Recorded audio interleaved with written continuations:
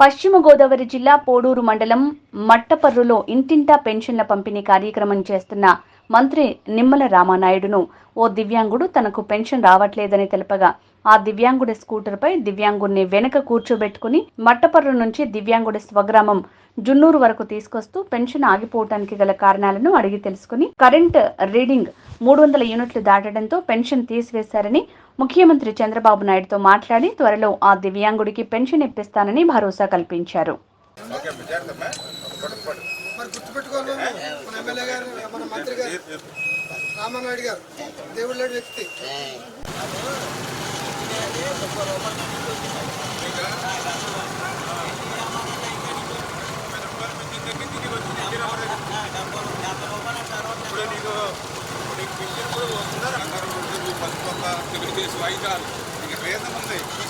చెప్పు అంతేగానే నువ్వు పార్టీ నీళ్ళంటే 5 లక్షల మంది చూసారు ఆంధ్రప్రదేశ్ రాష్ట్రంలో ఆ రైతు చెప్పాలి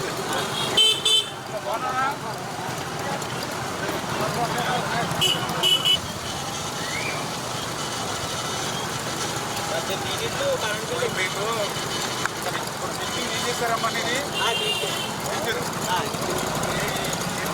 ఎప్పుడు తీశారు? మన జనవరి నెల అండి. ఏ గవర్నమెంట్లో తీశారు పిచ్చింగ్? మన జగన్మోహన్ రెడ్డి గవర్నమెంట్లో. జగన్మోహన్ రెడ్డి వచ్చాక తీసాడు పిచ్చింగ్. ఓకే, ఎందుకు తీసాడంట?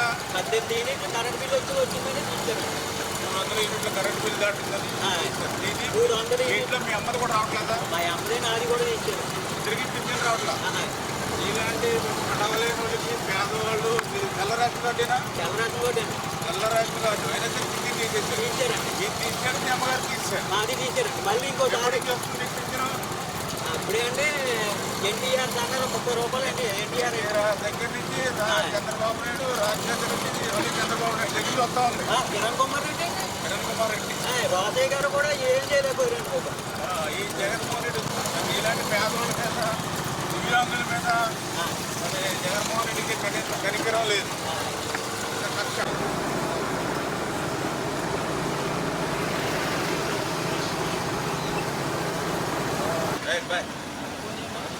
తొందరలో నీ తీసేసిన పింఛను జగన్మోహన్ రెడ్డి తీసేసిన పింఛను మళ్ళీ నీకు ఇప్పిస్తాను. నీకు మీ అమ్మగారు